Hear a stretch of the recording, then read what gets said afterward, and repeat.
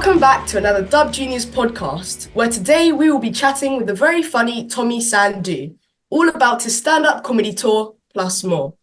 Tommy started off on ITV's Blind Date, replacing Our Graham, and then moved quickly into presenting shows for Sky, Z, Colours, and the BBC.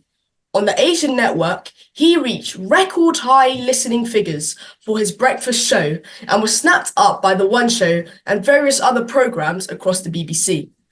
Tommy is currently doing his first solo stand-up show and is also broadcasting every week via Tommy's Brownload, which is a podcast in partnership with Sony Music India. Thanks for joining us, Tommy. Thank you. Thank you, Theo. How are the solo shows going? They're going very well. Thank you very much. And it's weird doing a solo show because it's all eyes on you. Now, when I've been a presenter for 25 years, and the nice thing I always say about being a presenter is you're there, but you're not there. I know you do some acting, Theo. So this is a bit like being a narrator. It's like being a presenter where you're part of the action, but you're not. You're sort of talking about it. So if I'm a presenter and I'm doing it, I remember I did a piece for The One Show about the new iPhone. I'm not the guys that work at Apple. I'm not the guys that done the app. I'm the guy that gets to talk about it and talk to all those people. So you join it all up. When you do a comedy show, you're part of a lineup of comedians, and I always host them. So I host them and I do a little bit of comedy. But now I'm the guy. I'm the solo guy. I'm the one who's all eyes on me. I'm the one who's got to. All those people are there because they like me. That's a weird feeling because you're like. Normally you're doing like there's 4 or 5 people that, they're probably not here for me, they're probably here for like some of the others as well, they're like them and they're fans of them. But then when you sell out a room and you know that you're the only guy on, it's like, oh, you do like me. Oh, okay then. Oh, all right. It's humbling and it's quite sweet. But yeah, it's a little bit of pressure as well. But then you got to remember they're all there because they already like you. They're already seeing you. They're already fans. So it's a new feeling. You can tell I'm still working it out in my head, but I love it. And I first thought doing an hour on my own. Oh my God, what am I going to do about for an hour? What if I choke? What if I go? But actually, because you've been building it up, it's not an hour. It's like 5 minutes of where I talk about that, 10 minutes where I talk about that, and so it all breaks down into little sections. So now I'm actually loving it. I don't want to go back to doing. Lots of different comedians. I'm happy just doing solo shows. It's not more fun.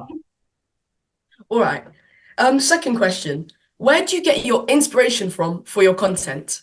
Well, I've never been a comedian that kind of makes up random scenarios. I find life funny. I find, the fact that just before this podcast, Theo, I had to go wipe a kid's bottom because he just called, literally just before we started, he called out and went, "I'm done." And I'm like, I could hear him calling his mum. So that's reality. I think life is funny enough as it is. And the kind of things I like what I call real funny. It's like the silly little things that we all do. Like, why do we do that? And, it just, you make those little observations. So I'm very much an observational comic and particularly with me being from a British Asian background, my family roots are Indian. So you've got crazy Indian people in your family. I've got aunties that dress in Indian suits, but I've got like proper Cockney accents because they've been raised here, and it throws everybody because you see them, they look like they're going to be like little old Indian grandmas, but they're not. They're like, all right, how's it going? And yeah, do you go watch West Ham? But they're dressed all like in their Indian clothes. So life's funny, life's random, and that's where I really get my inspiration from. Sometimes you hear a story that someone else does, you think, oh no, that would have been funnier if that happened. So you're the good thing is you can lie, you can create, you can kind of go, oh, this happened, but you've built it on someone else's story, but made it a bit more outrageous. So anything, I could be getting inspired right now, Theo, from you. There you go. I could be finding some comedic magic from this conversation. Third question. Do you run it by anyone first to see if they think it's funny? Sort of. My missus, actually, my wife, I sometimes kind of go, do you think there's something funny in that? Or it might even be like TV show ideas, because, we work on that. We're writing little formats, or you're working with different people. You might have a little scenario in your head. So yeah, my wife just doesn't find me funny. That's the sheer nature of being my wife, that she lives with me. She's just like, so I'll go, do you think there's something in that? She'll go, but what I do like about getting her opinion on things is it doesn't come from an industry opinion. Like, we work in the game. We work in performance, delivery, tone, execution, how you're chatting, how you're going to come across. Should it be like this? Should it be like that? All the million ways you can perform something. She don't come from that background. So she can just go, yeah, I like it. Oh, no, I don't get it. And that's an opinion, not the end. And that's the other thing you've got to realize. So when you say running it past people, I don't know how much more relevant someone else's opinion is than your own. If in your heart you find it funny, and that you know there's something there, you got to maybe work at it. And actually, because you're working with different comedians, because I work with different comedians, they will say to me, hey, try that, try this with that, rather than that, so you don't necessarily run it past people, but you end up working on it. It's all a work in progress. You'll always tweak it. Even when I watch comedy specials, sorry, I'm pointing at my TV. Even when I watch comedy specials and the famous people on, doing it, those guys, I've seen them perform it in theatre clubs or little shows. And before it gets on Netflix, the joke is different. So the joke's evolved. And you can see how they tie it up or they join it to something else. It's just like writing a story. So it's that bit of it you run past other people, but otherwise you think, nah. I think you got to go with what's in your heart. That's why we do what we do. Okay. Before you start a show, do you ever get nervous? All the time, bro. All the time. I got a little bit nervous before today because I've got to get my head into it. It's because and I know, Theo, that this isn't us, right? If the cameras weren't on, if this wasn't being recorded or we weren't doing a podcast interview, you'd just be sitting there quietly. And that's the bit that some people find a bit strange because they go, oh, you're a comedian. Oh, you're a voiceover, or you do this, you do that. You must be performing all the time, or it must be a right laugh being with you. It's not. It's work. Someone once said, you work hard when no one's watching so that when everyone's watching, you can deliver. And that's the bit that people don't get. So you do get nervous because the work element is kicking in. You're thinking, hang on, how's this going to go? What's going to happen here? And then you're looking at the crowd and you're worried about them. And you might go, oh, that guy looks a bit moody. She looks a bit off. Someone sat in the front row like that. And you get people with like a miserable face like that in the front row. And you're like, oh my God, like that. It just feels cold when you're in a theater. But I can now bring it up. I'll talk to them. I'll just go, what's your problem? Look at you, your miserable face. What's up with that? Why are you messing with my confidence for? So I turn it back on myself to kind of go, look, I'm insecure. And then they go, oh, no. Then they don't realize what they're doing. Then they break out of it. So yeah, you absolutely know your heart's going. But look, you can tell by the way I am. I'm big and I'm loud. And I come out like that to kind of manage the energy in the room. So if the energy is a bit quiet and they're coming in and then I come out and I'm a bit nervous, then we flop from the start. But if I go, yo, what's up? How's it going? You all right? You're right. And oh, look at you two, you look nice. You're talking to them too, talking to couples, bunch of single lads, bang. And once you're rolling, once those first 20, 30 seconds are out the way, it's a buzz there. It's just it's a live performing energy, laughter, noise. And I know that we created that in the air. We create that energy through our delivery. So that's exciting. That's nice to do. If you could be a character or a role, who would it be and why? Oh, like one that's already happened or one like made up, or which way? And something that's already happened. Yeah, okay. I'm glad you said that because I had that in my head. I've always thought I'd love to do, this is ridiculous, Ace Ventura, Pet Detective, like a Jim Carrey style role. I tell you why. I'm over the top. I've always come from a theatre background anyway. I've done school plays from when I was 5 or 6 years old. So everything about my delivery is a bit over the top. So I don't think I can do controlled, subtle, moody, mysterious. I don't think I do. I think everything I do is big and loud.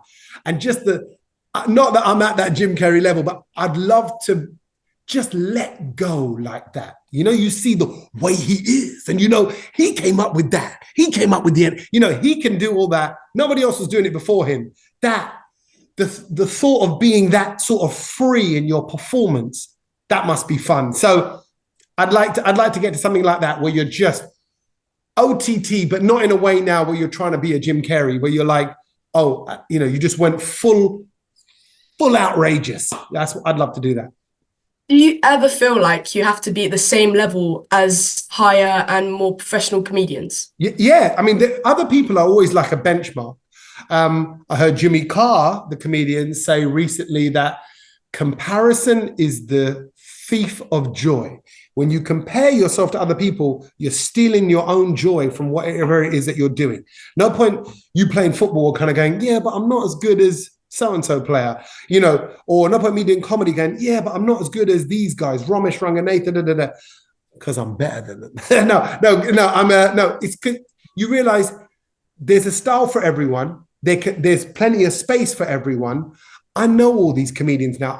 Ramesh came onto my show when he was up and coming. He came onto my radio show and he came on as a nobody. And I remember, and it was only, and because I knew him, and it was only until about 2014, 2015, like he was having serious financial problems.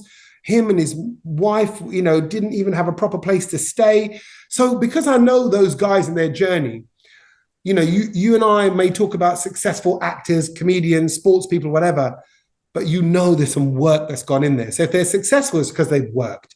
Yeah, maybe a little bit of luck, a little bit of timing, but that's okay. I think I look at all their career paths and I think, no, I now know I'm at an age and phase. I think I'm me. I'm on my own path. I'm going to be my own story to somebody else. Somebody else is looking at me kind of going, oh, it'd be nice to do what Tommy does, a bit of voiceover, a bit of comedy and a bit of property and a bit of this and a bit of that. That sounds like fun. And I get to be around my kids and wipe backsides when I need to.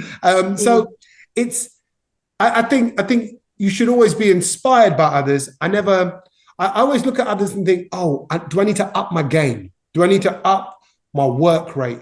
How much I'm gigging, how much I'm practicing, because with the more you're doing stuff, just the better you can get at it. So no, you take inspiration from them to work harder, but that's better. But their styles are also different. Everyone should be themselves. What's the most exciting project you have ever worked on and why? Oh, exciting project is probably like early days career. I tell you why, because I think I got lucky early on, and I just got from being on a TV show, Blind Date, a dating show, I then got the voiceover of that show. Now, to be the voiceover on that show was so exciting for me because all of a sudden it was my first proper gig, and they did an interview with me in papers and newspapers and magazines. There was a magazine out at the time called Heat Magazine, which is like a hot magazine about everything that's going on in the pop world and music world and TV and entertainment. And they did a full page on me, like this new voiceover on this new hit show, or this established hit show. So that all felt very exciting. And then I started making music for TV shows, Guinness Book of Records, that show itself, Blind Date, and other shows as well. And that was exciting. I'm in the music studio. I'm a TV presenter. I'm a DJ. And then you realize I did just get a little bit lucky at the start of my career, and then things level out, and then you realize the work that goes into it. So things become realer. They become like work. And so for that reason, the excitement, as it were, goes away and it becomes a job. So the excitement was really there at the start of the career. So I'd say getting the voiceover on Blind Date was the most exciting thing, and making music for TV shows, that was exciting. Suddenly to be in a music studio, to be a producer, that was cool. I get what you mean. And last question, which is one of my favorite. Lastly, could you tell us a joke? Yeah, you see, the danger in this, Theo, none of my jokes are appropriate for you because of like they're not appropriate for my own children. I enjoy wordplay. So I've always liked, jokes that base around, little word plays. And that's what I do as a comedian, because I come from a British Asian background. You can mix in a bit of Punjabi, mix in a bit of Hindi, and do all that with your comedy. So you tell little stories and build those in. And that's quite unique to what I do on stage. So I'm trying to think of a little wordplay joke for you, but you've probably heard it all because it's probably like a typical dad joke. It's probably not funny at all, but I'm going to give it to you anyway. Let me see if I can get, okay. What do you call a dog that does magic, Theo? I don't know. It's a labracadabra doodle. Thank you very much. Good night. That was amazing. Thank you very much. And you were Thank you so amazing. much, Tommy. No, After well this, done. I think I should get a ticket to one of your stand-ups. Standard. You come anytime you want. Oh, well, when you're 18, come, yeah, anytime you want. Send your parents, then they'll come home and then they'll go, no, actually, you're not going to see that. But you're not going to see Tommy Sandhu ever again. In fact, you stay away from that bad man. No, it's but again, it's a performance. It's that part of me, and there's another part of me that just cooks the kids' food and is thinking, are they going to have a cheese or a ham sandwich for lunch? That's the reality of my world. So yeah, good luck to you and well done you. Is this the first ever podcast you've recorded? Yes. Oh, there you go. First of many, mate. I could say I was there when, man. I was there, man. I knew him, man, when he was young, man. He had me. He was interviewing me. I was the big deal. Now look at him. He won't return my phone calls. And I look forward to that day, Theo. I look forward to it very, very much. All right. Thank you, Tommy. Thank you.